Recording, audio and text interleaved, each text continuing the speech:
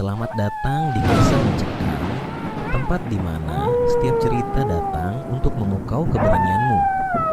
Di sini, kita akan menyelami kisah-kisah horor yang tak hanya menakutkan, tapi juga penuh misteri dan keanehan yang sulit dijelaskan. Siapkan dirimu, matikan lampu, dan dengarkan dengan penuh perhatian. Karena kegelapan yang akan kita masuki tak pernah sama seperti yang kamu bayangkan. Jangan lupa, jika kamu suka dengan cerita yang membuat jantung berdebar dan bulu kuduk merinding, tekan tombol berlangganan dan ikuti perjalanan horormu bersama kami. Terima kasih. Gunung Arjuno adalah gunung berapi stratovolcano yang terletak di Jawa Timur, Indonesia, dengan ketinggian sekitar 3.339 meter di atas permukaan laut. Gunung ini berada di wilayah administrasi Kota Batu, Kabupaten Malang, dan Kabupaten Pasuruan. Nama Arjuno berasal dari tokoh wayang Mahabharata, Arjuna, yang dikenal sebagai seorang ksatria. Gunung Arjuno terkenal sebagai salah satu tujuan pendakian favorit karena menawarkan pemandangan alam yang menakjubkan, termasuk hutan tropis yang lebat, sabana, dan panorama pegunungan yang memukau.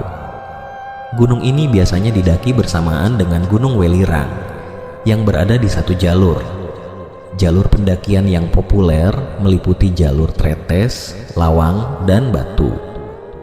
Selain keindahan alamnya, Gunung Arjuno juga memiliki nilai historis dan spiritual. Di lerengnya terdapat banyak situs peninggalan sejarah, seperti candi-candi kecil dan petilasan yang menjadi tempat ziarah. Penduduk setempat sering mengaitkan gunung ini dengan kisah-kisah mistis dan kepercayaan tradisional. Gunung Arjuno bukan hanya menjadi destinasi wisata, tetapi juga bagian penting dari ekosistem dan budaya Jawa Timur. Tommy, Kiko, Dirga, Barata, Putri, dan Andini adalah sahabat yang dipertemukan oleh kecintaan mereka terhadap alam dan petualangan. Setiap akhir pekan, mereka sering menghabiskan waktu bersama untuk mengeksplorasi tempat-tempat baru di sekitar Jakarta, hingga akhirnya muncul ide untuk menaklukkan Gunung Arjuno. Rencana ini lahir ketika mereka sedang berkumpul di sebuah kedai kopi. Tommy, yang dikenal sebagai perencana kelompok, membuka percakapan. "Kita udah ke banyak tempat, tapi Gunung Arjuno belum pernah, kan? Gimana kalau itu jadi target kita berikutnya?" Usul Tommy sambil menatap teman-temannya. "Setuju banget," sahut Kiko yang paling suka tantangan. Katanya jalurnya menantang, tapi pemandangannya luar biasa. Dan ada situs-situs sejarah di sana. Aku penasaran banget buat lihat. Tambah Andini, yang hobi fotografi dan sejarah. Putri, yang biasanya lebih pendiam, ikut tersenyum antusias. "Aku setuju, tapi kita harus benar-benar siap. Gunung setinggi itu nggak bisa kita remehkan." Dirga dan Barata, dua sosok yang paling berpengalaman mendaki, mengangguk setuju. "Kita bisa pakai jalur Tretes. Jalurnya panjang, tapi relatif lebih aman untuk pendaki pemula," jelas Barata. Setelah menyepakati waktu pendakian, mereka mulai mempersiapkan segala hal, dari peralatan mendaki, logistik, hingga kondisi fisik. Dirga dan Barata bertugas sebagai pemimpin jalur, Putri dan Andini menangani logistik, sementara Tommy dan Kiko mengurus izin dan transportasi.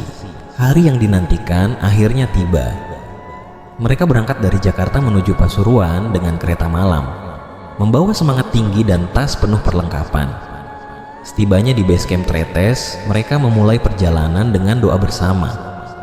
Setelah doa bersama selesai, Dirga berdiri dengan postur tegap, memandang kelima sahabatnya satu persatu. "Baik teman-teman," katanya dengan nada tegas, "sebelum kita mulai pendakian, izinkan aku dan Barata mengingatkan beberapa hal penting lagi." Barata yang berdiri di sebelahnya melanjutkan, "Gunung ini bukan sekadar tempat pendakian biasa. Seperti yang sudah kita bahas, Arjuno memiliki banyak kisah dan kepercayaan lokal. Jadi tolong selalu jaga sikap kita, jangan berbicara atau bertindak sembarangan." Dirga mengangguk, menambahkan, "Dan ini yang paling penting, jangan pernah berjalan sendiri atau terpisah dari kelompok. Kalau ada suara atau sesuatu yang aneh, entah itu panggilan, tawa, atau apapun, abaikan. Itu hanya godaan. Fokus saja pada perjalanan kita. Putri tampak sedikit tegang, tapi ia berusaha tersenyum. Baik, kami akan patuhi itu.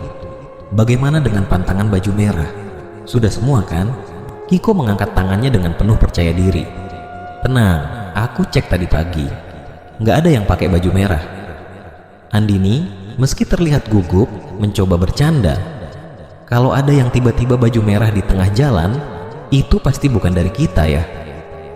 Candaan itu membuat mereka tertawa kecil, tapi Dirga segera memotong dengan serius. Candaan boleh, tapi jangan sampai mengundang sesuatu yang tidak diinginkan. Mereka semua mengangguk setuju. Setelah memastikan perlengkapan sudah lengkap, mereka mulai menapaki jalur pendakian yang menanjak. Jalur tretes diawali dengan medan berbatu, diapit oleh hutan lebat yang mengeluarkan aroma tanah basah. Di sepanjang perjalanan, mereka berjalan beriringan. Tommy, yang biasanya ceria, mulai memperhatikan suasana di sekitarnya. Kalian sadar gak? Hutan ini terasa lebih sunyi dari biasanya, bisiknya. Dirga, yang berjalan di depan, menoleh. Itu hal biasa di gunung ini. Fokus saja, jangan biarkan pikiranmu terlalu liar. Mereka terus berjalan melewati beberapa titik istirahat. Saat malam mulai menjelang, mereka mendirikan tenda di sebuah area datar yang sudah ditentukan. Barata menyalakan api unggun kecil untuk menghangatkan badan. Saat duduk melingkar, Putri berbicara pelan. Kalian tahu nggak? Penduduk lokal sering bilang kalau di sini ada cerita tentang suara-suara yang memanggil pendaki. Kita benar-benar harus tetap bersama. Andini, yang awalnya mencoba mengabaikan rasa takutnya, akhirnya berkata, "Aku cuma mau bilang, aku percaya sama kalian semua. Kalau kita kompak, kita pasti bisa sampai puncak dengan selamat." Malam itu, mereka tidur bergantian sambil menjaga api tetap menyala.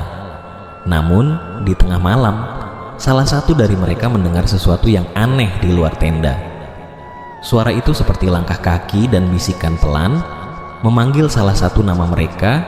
Suasana di dalam tenda mendadak sunyi.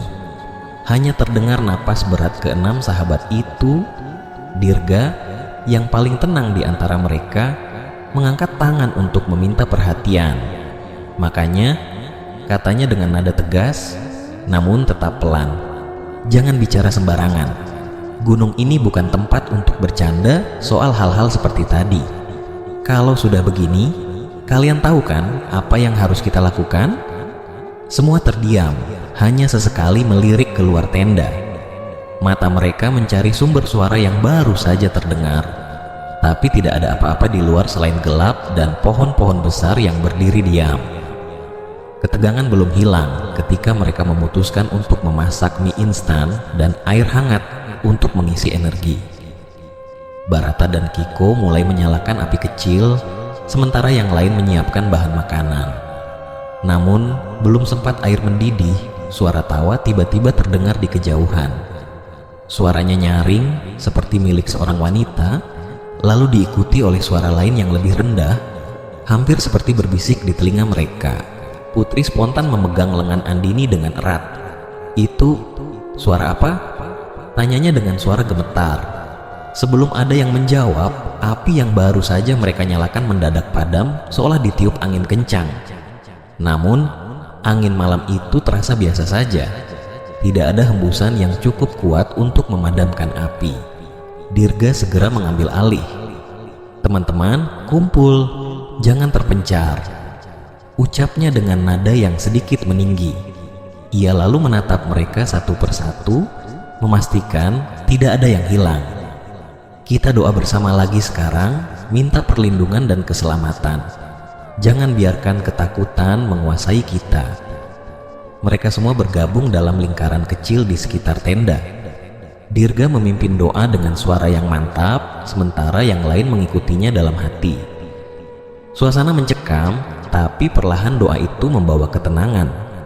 Setelah selesai, mereka duduk lebih dekat, menjaga api tetap menyala, meski dalam hati masing-masing masih diliputi rasa takut. Malam itu, mereka tidak banyak bicara lagi. Hanya ada suara nyala api kecil dan desiran angin yang terdengar. Dirga dan Barata bergantian berjaga, sementara yang lain mencoba tidur meskipun sulit. Meski malam terasa panjang, mereka akhirnya berhasil melaluinya. Ketika fajar mulai menyingsing, sinar matahari yang menyelinap melalui celah pepohonan memberikan harapan baru. Putri, yang semalam hampir menangis karena ketakutan, menarik napas lega. "Kita masih di sini, semuanya selamat," katanya dengan suara serak. Dirga menepuk bahunya. "Tentu saja, kita sudah berdoa, kita saling menjaga. Ini bukan tentang siapa yang paling berani, tapi tentang bagaimana kita saling mendukung." Hari itu, meski kejadian malam sebelumnya masih membekas, mereka melanjutkan pendakian dengan lebih hati-hati. Gunung Arjuno, dengan segala misterinya, mengajarkan mereka untuk tidak hanya menghormati alam, tetapi juga memperkuat ikatan persahabatan mereka. Saat mereka melanjutkan pendakian di tengah hutan yang mulai menanjak, tiba-tiba terdengar suara gamelan mengalun lembut, seperti dari kejauhan. Suaranya semakin jelas, menembus keheningan hutan. Tommy, yang berjalan di tengah barisan, langsung berhenti dan berkata dengan nada bingung, "Apa kalian mendengar itu?"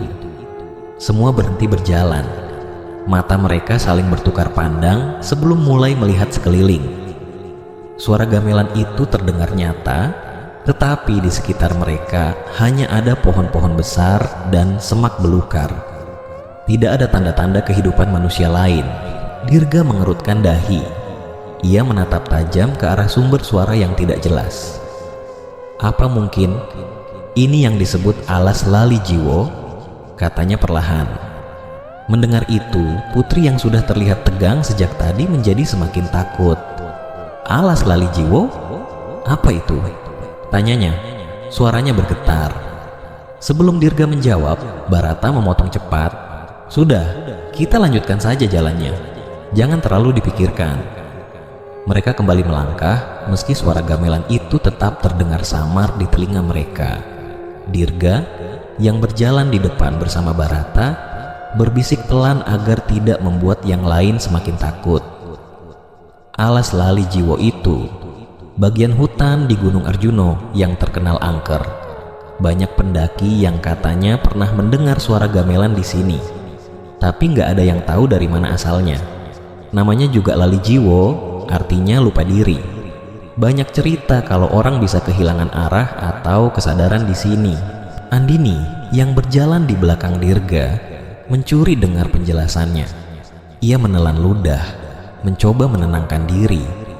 "Jadi kita harus tetap fokus kan? Jangan sampai terpancing sama apapun." Dirga mengangguk. "Benar, kita saling jaga. Suara-suara ini mungkin cuma bagian dari misteri gunung ini. Kalau kita tenang dan gak panik, kita pasti baik-baik saja." Mereka melanjutkan perjalanan dengan hati-hati, menjaga jarak agar tidak terpisah. Suara gamelan itu perlahan menghilang, tergantikan oleh bunyi angin yang berdesir di antara pepohonan. Namun, bayangan cerita tentang alas lali jiwo tetap menghantui pikiran mereka. Saat mereka tiba di tempat yang lebih terbuka untuk beristirahat, Putri akhirnya berkata, "Aku nggak tahu bagaimana kalian bisa tetap tenang tadi. Rasanya aku hampir nggak bisa bernapas." Kiko mencoba mencairkan suasana dengan bercanda. "Kalau kamu nggak bisa napas, bilang saja. Kita siap kok pasang tabung oksigen." Tawa kecil terdengar, meski sedikit dipaksakan. Dirga dan Barata terus mengingatkan mereka untuk tetap fokus dan saling mendukung. Gunung Arjuno memang penuh tantangan, tapi mereka tahu, jika bersama, mereka mampu menghadapi apapun yang ada di depan. Saat mereka terus berjalan, langit perlahan berubah menjadi gelap. Cahaya matahari yang tersisa mulai menghilang di balik pepohonan. Barata, yang memimpin barisan, berhenti dan menoleh ke belakang. "Kita harus cari tempat untuk mendirikan tenda. Gelap begini berbahaya kalau kita terus jalan." Setelah beberapa menit mencari, mereka menemukan area datar yang cukup luas di antara pohon-pohon besar. Lokasinya cukup aman, terlindungi dari angin kencang, dan jauh dari jalur air. Mereka segera menurunkan tas dan mulai mendirikan tenda. Andini duduk di atas sebuah batu besar, tampak sangat lelah. Baru kali ini aku mendaki kok rasanya lama banget sampai ke puncaknya, keluhnya sambil mengusap wajahnya. Tommy yang sedang membantu memasang tiang tenda tersenyum menenangkan. Ya wajar Din, kita memprioritaskan keselamatan dan kehati-hatian. Apalagi medan ini baru pertama kali kita lalui. Lebih baik lambat tapi selamat kan? Andini mengangguk pelan meski tubuhnya tetap lemas. Setelah semua tenda berdiri, mereka segera bersiap untuk makan malam. Suasana mulai sedikit santai meskipun rasa lelah masih menyelimuti. Namun, saat Tommy dan Barata sibuk memeriksa perlengkapan, Kiko yang sedang berdiri di luar tenda tiba-tiba menunjuk ke arah kejauhan. Lihat itu, cahaya, banyak sekali, serunya sambil menunjuk. Putri yang duduk di dekat Kiko mendongak, matanya terbelalak. Iya, aku lihat, apa itu? Tanpa berpikir panjang, Kiko menarik tangan Putri. Ayo kita lihat dari dekat, bisiknya dengan antusias. Mereka berdua berjalan perlahan menuju sumber cahaya tanpa memberitahu teman-teman yang lain. Semakin dekat mereka mendekati cahaya itu, semakin jelas apa yang mereka lihat. Sebuah pasar yang ramai. Orang-orang terlihat berlalu lalang, ada yang berjualan, ada yang membeli.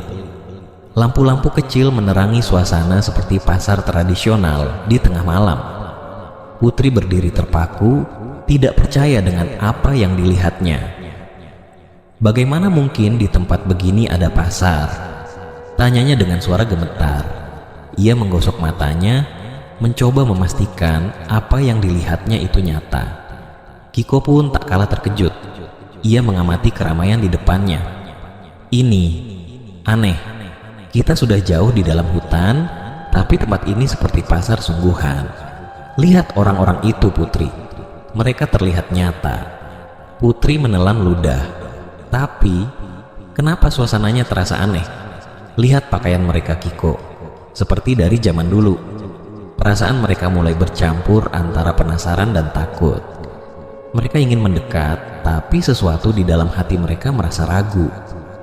Suara gemerisik dari pepohonan di belakang mereka membuat mereka sadar bahwa mereka telah berjalan terlalu jauh dari tenda dan teman-teman mereka. Putri, Kiko berkata dengan suara rendah, kita harus kembali sekarang. Ini terasa salah. Namun, sebelum mereka sempat melangkah, salah satu orang dari pasar itu menoleh ke arah mereka. Tatapannya kosong, tapi tajam, seolah tahu mereka sedang mengamati. Putri spontan menggenggam tangan Kiko erat-erat. Kiko, ayo cepat kembali, bisiknya panik. Tanpa menunggu lebih lama, mereka berlari kembali ke arah tenda. Namun, suara gemerisik dan bayangan samar di sekitar mereka membuat langkah mereka semakin cepat. Ketika akhirnya mereka sampai di tenda, napas mereka terengah-engah dan wajah mereka terlihat pucat. Dirga langsung bangkit. Kenapa kalian? Kemana tadi? Tanyanya tegas. Kiko dan Putri saling pandang, ragu untuk menceritakan apa yang baru saja mereka lihat. Kita melihat sesuatu, kata Kiko pelan. Tapi mungkin kalian tidak akan percaya. Malam itu, ketegangan kembali menyelimuti mereka. Apa yang Kiko dan Putri alami menambah lapisan misteri perjalanan mereka di Gunung Arjuno. Setelah sampai di tenda, Kiko dan Putri bercerita kepada teman-temannya tentang pasar yang baru saja mereka lihat. Dirga mendengarkan dengan serius, namun raut wajahnya menunjukkan ketidakpercayaan. Pasar di tengah hutan ini, kalian yakin tidak sedang berhalusinasi karena kelelahan? Tanyanya. Barata yang sejak tadi diam akhirnya angkat bicara. Itu bukan hal baru di gunung ini. Orang-orang sini menyebutnya pasar Dieng, pasar gaib. Kalau kalian tadi sampai masuk ke dalam, mungkin kalian tidak akan bisa kembali. Kata-kata Barata membuat semua orang di tenda terdiam. Rasa takut dan merinding mulai menjalar di antara mereka. Andini memeluk lututnya, mencoba menenangkan diri. "Jadi, yang kalian lihat tadi itu bukan pasar biasa?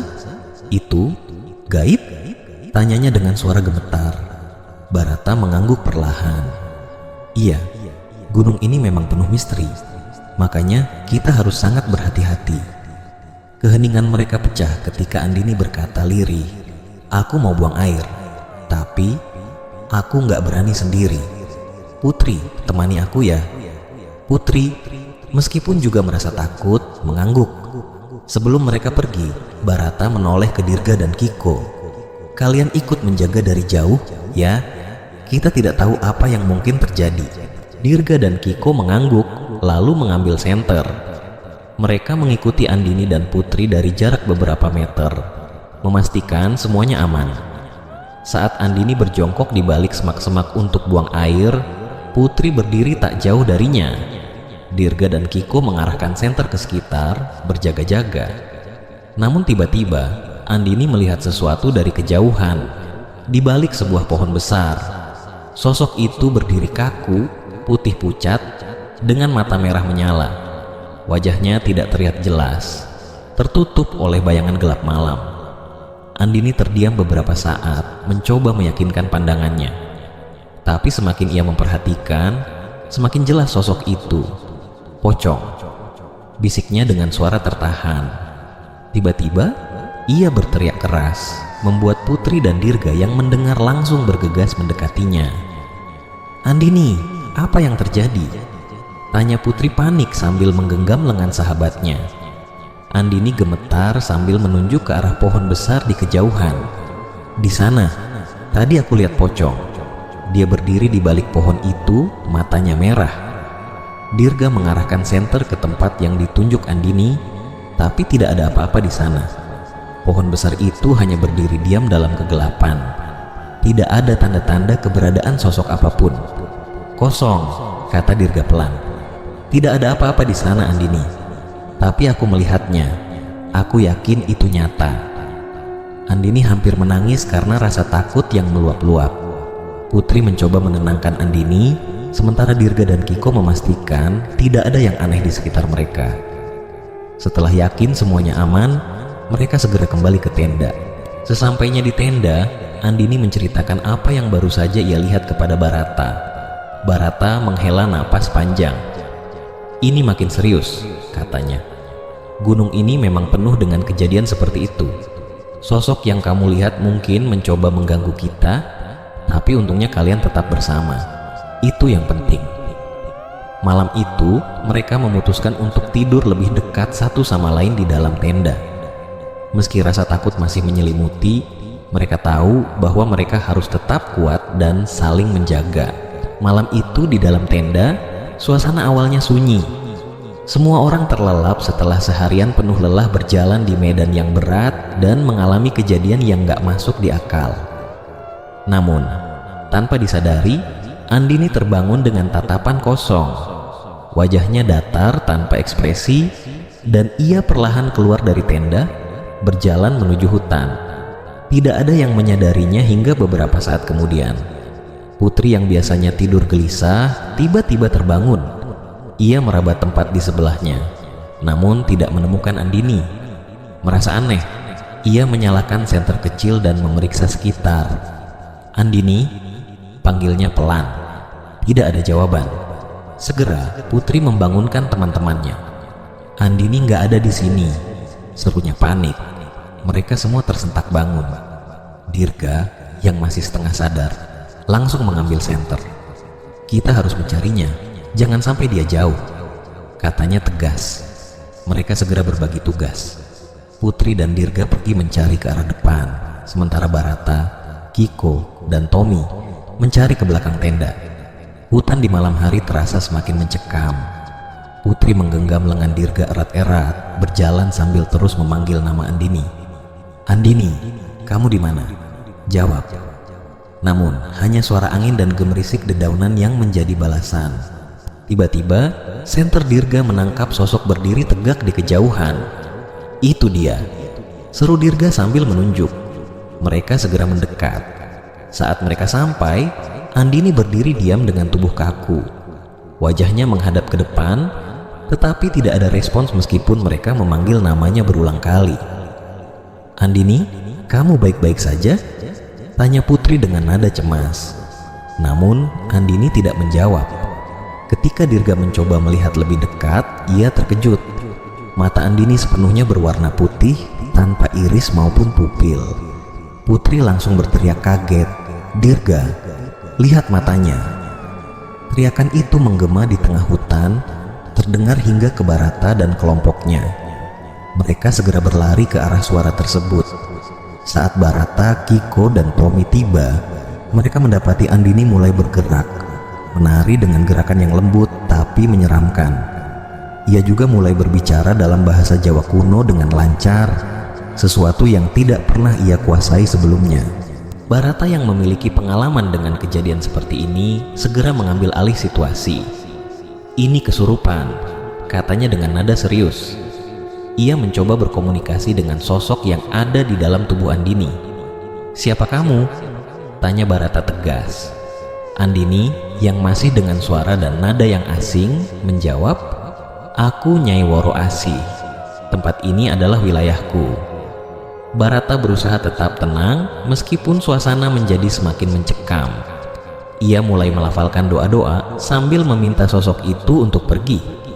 "Kami tidak bermaksud mengganggu. Tolong kembalilah ke tempatmu. Lepaskan teman kami."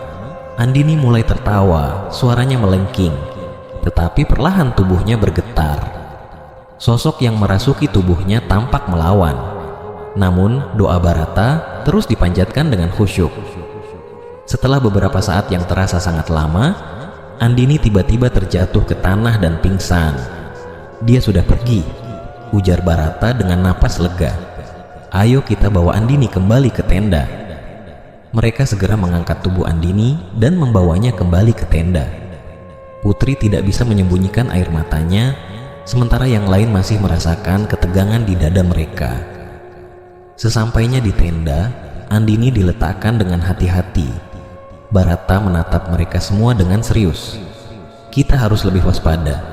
Jangan pernah berjalan sendirian lagi, apalagi dalam kondisi seperti ini. Gunung ini tidak main-main."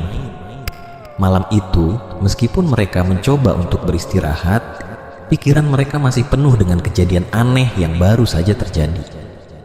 Misteri Gunung Arjuno semakin menuntut kewaspadaan mereka, dan mereka tahu jalanan ini masih jauh dari selesai. Keesokan harinya, setelah sarapan sederhana, mereka melanjutkan pendakian dengan hati-hati. Suasana masih terasa tegang setelah kejadian malam sebelumnya, terutama bagi Andini yang masih tampak lemas. Namun, semangat untuk mencapai puncak tetap menguatkan mereka. Saat berjalan di jalur yang menanjak, mereka melihat seseorang di kejauhan membawa tumpukan kayu di punggungnya.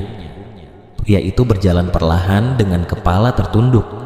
Dirga yang berjalan di depan mencoba menyapanya. "Pak, permisi, mau kemana?" tanyanya dengan sopan. Namun pria itu tidak menjawab, hanya terus berjalan sambil menunduk. Barata yang berada di belakang Dirga langsung bertanya, "Dirga, kamu bicara sama siapa?" Dirga menoleh dengan bingung. "Itu sama bapak-bapak yang bawa kayu tadi. Kalian gak lihat dia lewat?" Semua temannya, termasuk Barata, terlihat terkejut. "Bapak-bapak yang mana?" tanya Putri, suaranya terdengar panik. "Dari tadi gak ada siapapun di sini." Dirga terdiam sejenak memandangi jalan di depannya. Jalur itu kosong, tidak ada jejak kaki, tidak ada suara kayu yang diseret, tidak ada tanda-tanda keberadaan seseorang. Andini yang sudah trauma dengan kejadian malam sebelumnya langsung memeluk dirinya sendiri. "Apalagi ini, aku nggak kuat kalau ada hal aneh lagi," katanya dengan nada hampir menangis. Barata mencoba menenangkan mereka. "Kita lanjut saja, jangan pikirkan hal aneh-aneh, fokus pada jalan, dan jangan terlalu banyak bicara soal yang kita lihat atau dengar." Mereka memutuskan mempercepat langkah. Namun, tidak lama setelah itu, kabut tebal tiba-tiba muncul entah dari mana. menyelimuti jalur di depan mereka. Pandangan mereka hanya sejauh beberapa meter. Semuanya berhenti, saling merapatkan barisan. "Kabut ini dari mana? Ini bukan kabut biasa," kata Kiko sambil memperhatikan sekeliling. Tommy menimpali, "Apa mungkin ini kabut dari kawah Welirang? Tapi tunggu, Gunung Arjuno kan nggak punya kawah. Dan kabut ini rasanya beda. Kabut itu dingin, lembab, dan membawa aroma samar seperti belerang." Mereka mencoba menenangkan diri, meskipun rasa takut mulai merayap. Barata berusaha menjaga keberanian kelompok. "Jangan berpencar, tetap dekat. Kita cari tempat yang lebih terbuka supaya bisa lihat arah." Namun, langkah mereka menjadi semakin lambat karena kabut yang semakin tebal. Suasana menjadi hening, hanya suara napas dan langkah kaki yang terdengar. Putri menggenggam tangan Andini, berusaha memberinya kekuatan, sementara Dirga terus memimpin meskipun wajahnya tampak gelisah. Tiba-tiba, mereka mendengar suara pelan seperti orang tertawa dari arah kanan.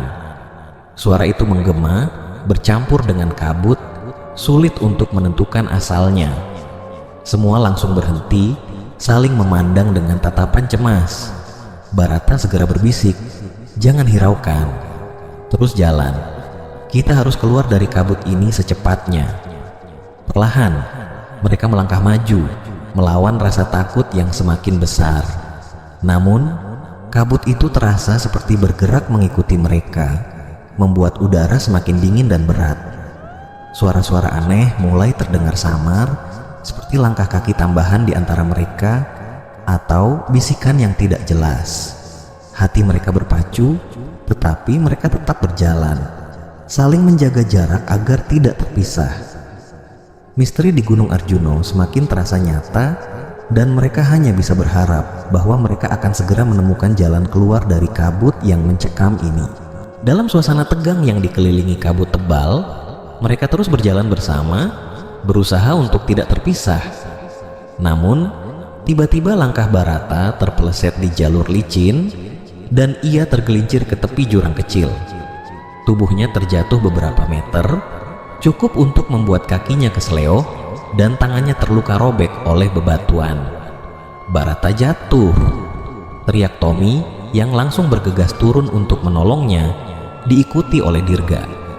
Mereka mendekati Barata yang sedang mengerang kesakitan, berusaha memeriksa luka-lukanya di bawah cahaya senter yang redup. "Kaki aku keseleo, nggak bisa berdiri," kata Barata sambil menahan rasa sakit. Dirga memeriksa pergelangan kaki Barata, memastikan tidak ada tulang yang patah, sementara Tommy membuka kotak P3K dari ranselnya. Dengan sigap, mereka membersihkan luka di tangan Barata dan membalutnya. Mereka juga mengikat pergelangan kakinya dengan kain untuk memberi sedikit penyangga. Namun, di atas tebing, Putri, Andini, dan Kiko yang berjaga-jaga mulai merasakan suasana yang semakin aneh. Kabut yang tebal seakan bergerak perlahan, dan hawa dingin semakin menusuk. Putri yang memegang senter tiba-tiba melihat sesuatu di kejauhan. "Shh, itu apa?" bisiknya sambil menunjuk ke arah kabut yang terlihat bergerak. Kiko mengarahkan senternya, dan saat itu mereka semua melihatnya. Sosok besar, hitam berbulu, dengan mata merah menyala, perlahan mendekati Dirga, Barata, dan Tommy di bawah. "Dirga, Tommy, naik.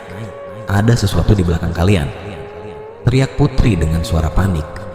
Dirga langsung menoleh ke arah yang dimaksud, dan meskipun pandangannya samar, ia bisa melihat sosok mengerikan itu mendekat.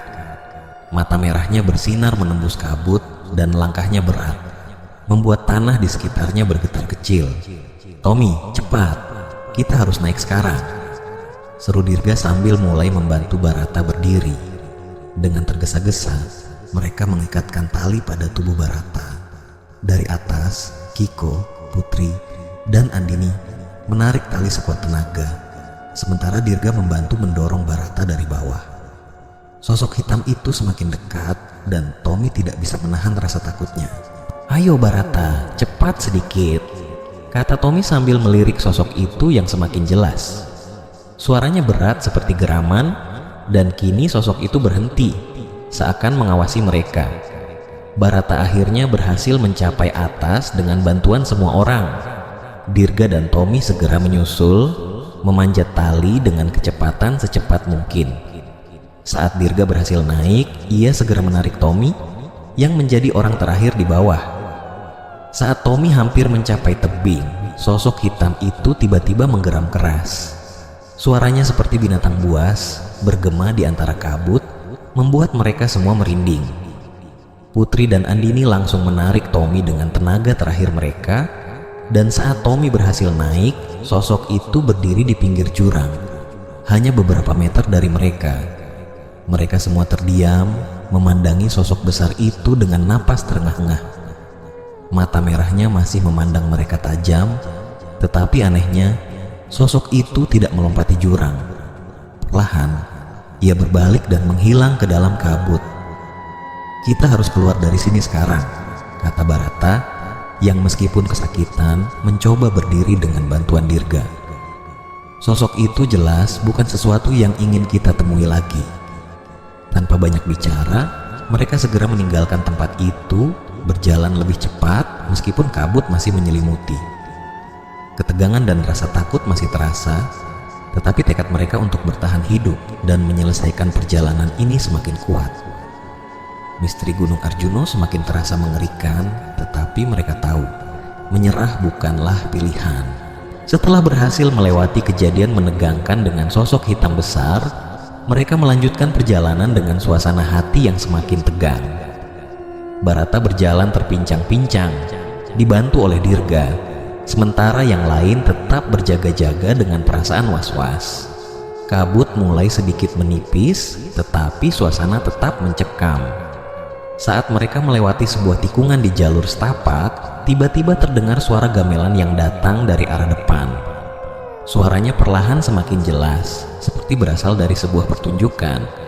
Mereka semua berhenti sejenak, saling memandang dengan tatapan cemas. "Itu suara gamelan lagi?" tanya Kiko dengan nada pelan. Sekarang suaranya lebih dekat, tambah Tommy sambil menyalakan senternya untuk menerangi jalan. Saat mereka melangkah lebih jauh, tiba-tiba mereka melihat sebuah pemandangan yang tidak terduga. Di sebuah area datar di sisi jalur, tampak sekelompok orang duduk melingkar, memainkan gamelan dengan ritme yang teratur. Di tengah lingkaran itu, dua penari bergerak gemulai, mengenakan pakaian tradisional Jawa berwarna merah dan emas. Putri terdiam, matanya terpaku pada pertunjukan itu. "Mereka seperti dari masa lalu," bisiknya dengan nada takjub. Namun Barata yang meskipun terluka tetap memegang kendali, langsung menyuruh mereka bergerak. "Cepat, jangan berhenti. Jangan hiraukan apapun yang kalian lihat atau dengar," katanya tegas, suaranya sedikit gemetar.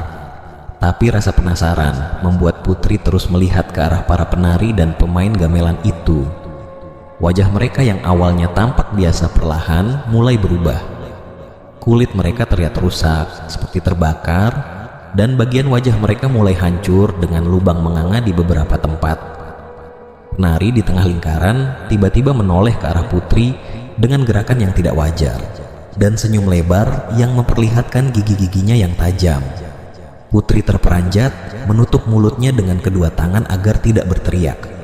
Tubuhnya gemetar hebat, sementara matanya tetap tertuju pada pemandangan mengerikan itu. "Kiko, lihat wajah mereka," katanya dengan suara bergetar. Kiko yang juga melihat pemandangan itu memegang tangan Andini tanpa sadar. Andini yang sejak awal sudah trauma dengan kejadian-kejadian aneh, langsung merasa ada sesuatu yang salah. "Kiko, kenapa?" tanyanya dengan nada cemas. Kiko menunjuk ke arah penari itu, tapi Andini dengan cepat menundukkan kepalanya, menolak untuk melihat. "Aku nggak mau lihat. Aku mau nurut," kata Barata. "Aku udah cukup trauma," katanya dengan suara hampir menangis. Sementara itu, para pemain gamelan mulai bergerak tidak wajar. Salah satu dari mereka memiliki mata yang hanya tinggal satu, sementara mata lainnya terlihat menggantung keluar. Gerakan tangan mereka yang memainkan alat musik semakin cepat, menciptakan nada yang kacau dan menegangkan. Barata yang menyadari situasi semakin memburuk memaksa mereka semua untuk bergerak lebih cepat. Jangan lihat ke belakang, fokus ke depan dan jalan terus, serunya mencoba mengabaikan rasa sakit di kakinya. Dirga merangkul Putri yang masih gemetar dan memaksanya berjalan. "Ayo Putri, jangan lihat lagi. Itu bukan untuk kita." Dengan langkah tergesa-gesa, mereka melewati area itu tanpa menoleh lagi. Suara gamelan semakin memekik, diiringi tawa mengerikan yang terdengar dari arah lingkaran itu. Meskipun mereka tidak melihat lagi, bayangan wajah rusak para penari dan pemain gamelan terus menghantui pikiran mereka. Perjalanan ini terasa semakin menyesakan, tapi mereka tahu satu-satunya jalan adalah terus maju. Di dalam hati, mereka berdoa agar segera keluar dari segala kengerian yang menyelimuti Gunung Arjuno. Setelah perjalanan panjang yang penuh dengan teror dan cobaan, akhirnya mereka tiba di puncak Gunung Arjuno saat sore hari. Langit berwarna jingga keemasan menghias cakrawala dengan pemandangan yang begitu indah dan menakjubkan. Kabut perlahan menghilang, memperlihatkan panorama perbukitan dan lembah yang memukau. Andini yang sudah kelelahan dan penuh trauma akhirnya tidak bisa menahan air matanya. Ia langsung memeluk Putri erat-erat sambil menangis. "Kita berhasil Putri, kita sampai di puncak," ucapnya dengan suara bergetar. Putri tersenyum lega dan menepuk punggung Andini, ikut merasakan kebahagiaan yang sama. "Kita berhasil melewati semuanya. Ini akan jadi pengalaman yang nggak akan pernah kita lupakan." Sementara itu, Kiko berdiri di dekat tepi puncak, menatap ke kejauhan dengan perasaan yang campur aduk. Ia mengangkat kedua tangannya ke udara dan berteriak, "Akhirnya, Gunung Arjuno, kami taklukkan juga." Teriakannya menggema, seakan membawa pergi semua rasa takut dan ketegangan yang mereka rasakan sepanjang perjalanan. Barata, meskipun masih merasakan sakit di kakinya, tersenyum lebar sambil duduk di atas batu besar. Ia memandangi pemandangan di sekitarnya dengan rasa puas. "Semua rasa sakit ini nggak sia-sia," katanya dengan suara pelan tetapi penuh makna. Tommy dan Dirga yang sejak awal menjaga semangat kelompok duduk bersebelahan sambil tersenyum lega. Dirga mengambil kamera dari tasnya dan mengarahkan ke teman-temannya. "Kita harus mengabadikan momen ini. Ini bukan cuma perjalanan biasa, ini adalah kemenangan kita," ucapnya. Mereka semua berkumpul, meskipun Barata harus duduk karena kakinya yang masih cedera. Dengan latar belakang pemandangan matahari terbenam dan puncak Gunung Arjuno yang megah, mereka berfoto bersama. Dalam senyum mereka ada kelegaan, kebanggaan, dan rasa syukur yang mendalam. Sambil menikmati pemandangan dan udara segar di puncak, mereka mulai menyadari makna dari perjalanan ini. Tidak hanya tentang menaklukkan Gunung Arjuno, tetapi juga menaklukkan rasa takut, kerjasama, dan kebersamaan yang membuat mereka semakin dekat. Perjalanan mereka akhirnya berakhir dengan manis di puncak. Meskipun penuh tantangan dan kengerian yang tidak akan pernah terlupakan, mereka membawa pulang cerita yang akan terus hidup dalam kenangan. Gunung Arjuno telah memberi mereka pelajaran, bukan hanya tentang keberanian, tetapi juga tentang menghormati alam dan hal-hal yang tak terlihat.